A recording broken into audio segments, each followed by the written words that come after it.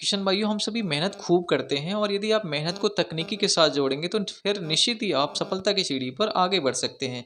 तो किशन भाइयों, आजकल की जो समय की डिमांड सबसे बड़ी ये है कि आप यदि एक फसल कर रहे हो तो आप उसके साथ दूसरी फसल अच्छी तरीके से कैसे ले पाएंगे। तो किशन भाइयों, जैसे कि आपको पता होगा, सितंबर और अक्टूबर महीने में गन्ने की बुआई हमारे उत्तर प्रदेश में बहुत ही अधिक की जाती है। और यदि आप इस महीने में मतलब इस महीने के दौरान आप गन्ने के साथ में लाही की या सरसों की जो 6 फसली खेती लेंगे तो आपको कम लागत में एक बढ़िया उत्पादन मिल सकेगा।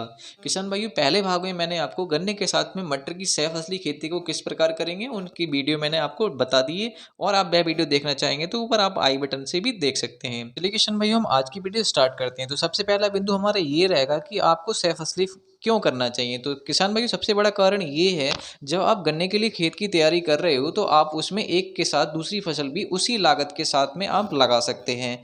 मतलब आप गन्ने के लिए जो खेत तैयार किया है वह उसमें आप सरसों भी आप आसानी के साथ में बो सकते हैं। दूसरा कारण ये रहेगा किशन भाइयों, जो असौजी का गन्ना मतलब जो अक्टूबर में हम गन्ने की बुआई करते हैं उसका उत्पादन अगर आप किसी अन्य सीजन में बोए गए गन्ने से देखेंगे, तुलना करेंगे, तो इस समय का गन्ना है वह अधिक उत्पादन देता है, क्योंकि उसको तैयार होने के लिए 1 साल से और अधिक समय मिल पाता है, जिससे कि गन्ने की जो ग्रोथ है वह प्रॉपर तरीके से हो जाती है। तो किसान भाइयों, ये जो 2 कारण थे वो आजकल हमें ये प्रेरित कर रहे हैं कि हमें 6 फसली की खेती पर जोर देना चाहिए।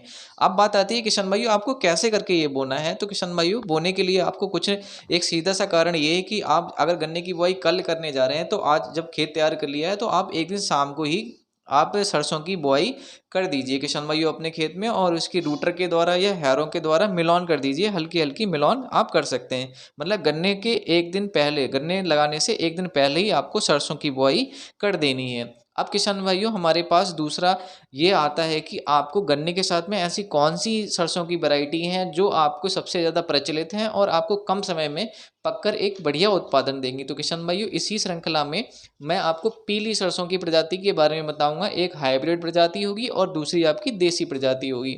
तो किशन भाई, हमारे क्षेत्र में जो सबसे प्रचलित प्रजाति है वह सुपर गोल्डी है किशन भाइयों। अगर इसकी बात करूं पकने की तो लगभग 110 से 120 दिन के दौरान ये पककर फसल पूरी तैयार हो जाती है। और इसके बोने का समय, जैसे कि मैंने आपको पहले ही बता चुका हूं, सितंबर अक्टूबर में आप किसी समय इसकी बुआई करेंगे तो आपको अच्छी उत्पादन दर आपको देखने को मिलेगी। और उत्पादन दर की इसी के साथ मैं बात करूं तो किशन भाइयों, आप एकड़ के हिसाब से ये मान के चलिए कि कहने को तो किसान भाई आपको कोई कुछ भी बता दे, लेकिन आप ये मान के चलिए कि कुंटल बीघा या आप 6 कुंटल प्रति एकड़ के हिसाब से इसकी दर आसानी के साथ में मान सकते हैं। और इसकी विशेषताओं की बात करूं किशन भाइयों, इसमें शाखाएं काफ़ी अधिक होती हैं। और ये जो माहो रोग होता है या एक उकटा रोग होता है जिसमें तना सूख जाता है, सफ़ेद पड़ जाता है, उनसे इसकी लड़ने की जो क्षमता है, प्रतिरोधक क्षमता है, वह अधिक होती है, जिसके कारण आप इस प्रजाति का चुनाव अपने खेत के लिए निसंकोच कर सकते हैं। अब किशन भाइयों, दूसरी प्रजाति है वह आपकी देसी प्रजाति है। उस देसी प्रजाति का अगर मैं नाम आपको बताऊं तो वह है पीताम्बरी। किशन भाइयों, यह भी आपको मार्केट में आसानी के साथ में मिल जाती है। और इसकी अगर मैं बात करूं पकने के लिए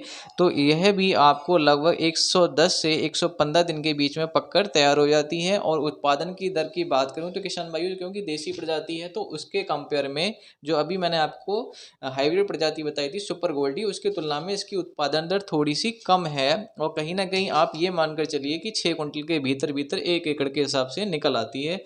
और किसान भाइयों, अगर मैं बात करूं तो यह भी रोगों के प्रति उसी की तरह भी एक आपकी सहनशील प्रजाति है, रोगों से अच्छी तरह से लड़ सकती है। और किसान भाइयों, आप ये ध्यान रखना कि जो सरसों की खेती है उसमें माहू रोग विशेष तौर पर लगता है और एक फंगस जिसे उकटा रोग कहते हैं, तो उसको रोकने के लिए आपको इसके बीज का शोधन करना भी अनिवार्य है। बीज शोधन करने के लिए आपको क्या करना है, एक बावस्टीन का एक हल्का सा पानी के साथ में घोल बना ले और उसको सरसों के बीज के साथ में आप रगड़ दें किसान भाइयों, मतलब उसको अच्छी तरह के साथ में मिला दें।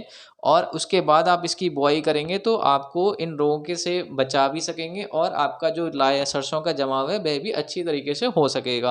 अब किसान भाई, मैं बात करूं आपको पानी की बात आती है तो किसान भाइयों, एक आप ध्यान रखना, इसमें ज़्यादा पानी ना दें। इसमें मतलब कम पानी के साथ जब आप पानी पहला लगाएं तो आपको कम पानी ही देना है, अधिक पानी देने की आपको इसमें आवश्यकता नहीं रहती है। अब आप किसान भाइयों कहेंगे कि जब आप इसको गन्ने के साथ में बो रहे होंगे तो कहीं न कहीं जो गन्ने का खूँट होगा उसमें भी ये है आसानी के साथ में जम आती है। तो किसान भाइयों जो गन्ने का खूँट होगा उसकी आप सरसों उखाड़ सकते हैं और उसके बाद इसमें क्या आपकी नाली बन जाएगी। तो किसान भाइयों जो आपका बीच का पटरा होगा केवल सरसों वहीं होगी और गन्ने के खूँट में सरसों बिल्कुल नहीं होगी। इस बात का आप ध्यान रखना। तो किशन भाई उम्मीद करता हूँ कि मैंने जो आज आपको सरसों की सहफसली खेती के बारे में जानकारी दी कि आपको किस प्रकार से और कैसे करके करना था। उम्मीद करूँगा आपको निश्चित ही पसंद आई होगी। किशन भाइयों पसंद आई हो तो मेरी आपको वीडियो तो आपसे विनम्र निवेदन रहेगा कि आप चैनल को सब्सक्राइब करके जरूर जाना, क्योंकि यहाँ पर आपको अच्छी अच्छी वीडियो समय पर मिलती रहती हैं। फिर मिलेंगे किसी नई वीडियो में, तब तक के लिए जय हिंद जय भारत, धन्यवाद।